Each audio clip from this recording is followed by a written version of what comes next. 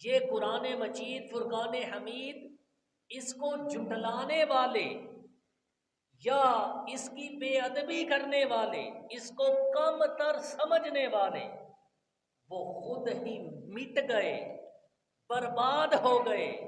اس لیے قرآن کو کوئی جھٹلانے کی کبھی کوشش نہ کرے۔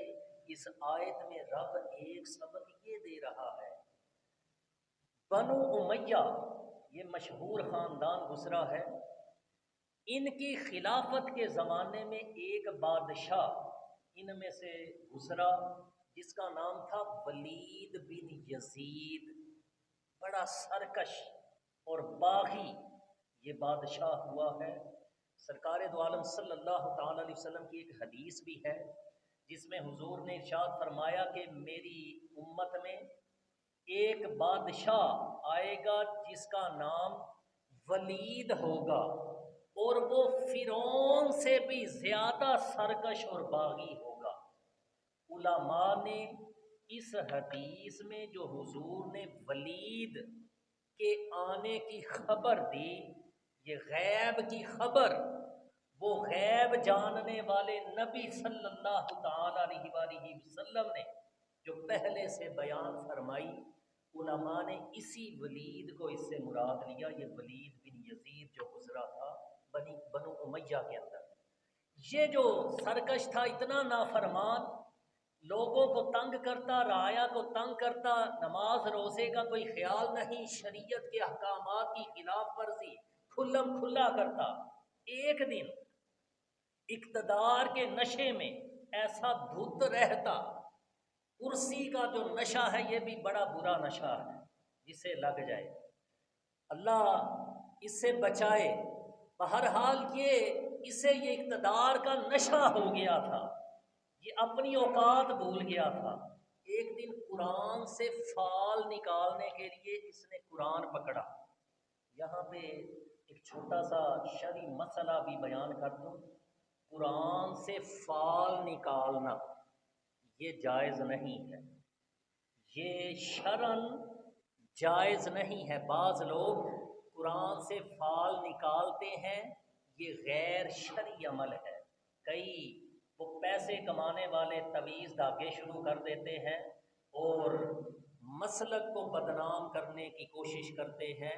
ایسے لوگ جاہل ہوتے ہیں جو قرآن سے فال نکالنے کی کوشش کریں۔ شرعاً منع ہے، قرآن فالے نکالنے کے لیے نہیں، بلکہ اس قرآن کا جو مقصد ہے وہ کچھ اور ہے۔ اس کو پڑھ کے، اس کو دیکھ کر، اس کو سن کر، اس پر عمل کر کے زندگی گزاری جائے۔ قرآن اس لیے نازل ہوا۔ بہرحال وہ ولید، اس نے جب قرآن سے فال نکالی، اپنے مستقبل کے بارے میں جاننے کے لیے کوشش کی، جو آیت اس کے سامنے کھلی وہ آیت کریمہ تھی، وہ وَخَابَ كُلُّ جَبَّارٍ عَنِيدٍ۔ گویا کہ رب تعالی نے اس سرکش کا جو مستقبل تھا یہی اس کے سامنے رکھ دیا تھا۔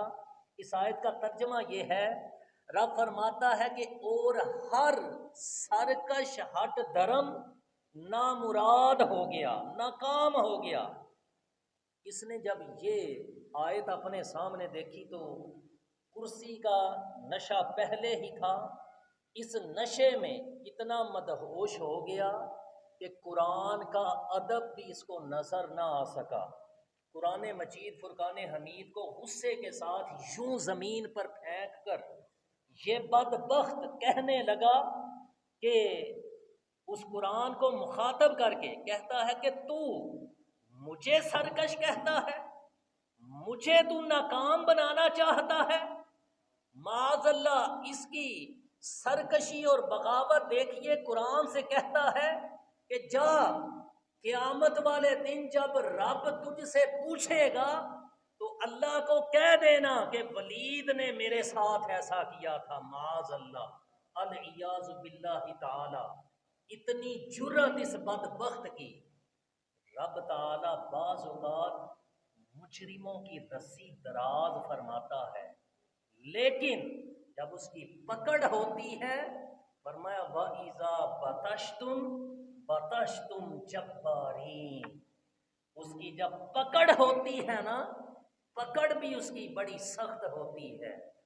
जब वो लगामें खींचता है फिर मोहलत नहीं दी जाती। इस बदबख्त के बारे में भी तारीख ने यही लिखा कि जिस दिन इसने कुरान की यूं बेअदबी की, कुरान को माशअल्लाह ज़मीन पर फेंका और यूं उसकी बेअदबी की, इसके चंद ही दिन बाद इस सरकश का सर काट कर इसी बादशाह के महल के अंदर उसको इबरत के लिए लटका दिया गया था। वजह क्या बनी? इसके चचा का बेटा था, उसने ये इनाम मुकर्रर कर दिया कि जो कोई वलीद का सर काट के लाएगा मैं उसको 1000 दिरहम, उस वक्त की सोने की चांदी की अशरफियाँ थी वो, तो चांदी की 1000 अशरफियाँ, ये दिरहम मैं उसको इनाम के तौर पे दूंगा।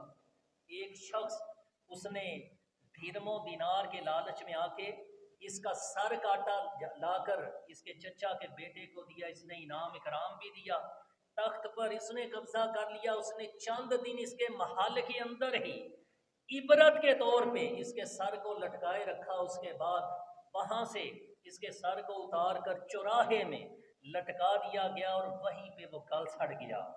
ये कुरान मजीद फुरकान हमीद, इसके साथ कोई से जुटलाने की कोशिश ना करे। ये आज की आयत करीमा एक दर्स ये भी दे रही है कि कुरान सच्ची किताब है, इसके एक एक हरफ पर ईमान लाना ज़रूरी है। और ईमान कैसा लाना है, इसी आयत में रब ने यह भी बतलाया है कि बाज़ लोग कहते हैं कि हमारा कुरान पे ईमान है, लेकिन वो पिलपला सा ईमान होता है। कैसा ईमान होता है? कहते हैं ईमान है कुरान की हर आयत पे, लेकिन मानने के लिए तैयार नहीं, उस कुरान की आयत को मानने के लिए तैयार नहीं। किसी जगह नसीहत के लिए उसी कुरान की वो आयत अगर उनको सुनाई जाए तो आगे से मुंह बिगाड़ते हैं कि ये हमें कुरान में क्या कहा जा रहा है। कुरान पर ईमान कैसा लाना है? रब फरमाता है फ़अम्मल्लज़ीना आमनू, जो इस पर ईमान लाते हैं उनका फिर यकीन कैसा होता है? फ़यअलमूना अन्नहुल हक़्क़ु मिर रब्बिहिम, तो फिर वो ये जानते हैं, उनका पुख्ता यकीन ये बन जाता है कि ये हमारे रब की तरफ से हक है, इसका एक एक हरफ सच है, इसका एक एक लफ्ज हक है। उनका यकीन ये बन जाता है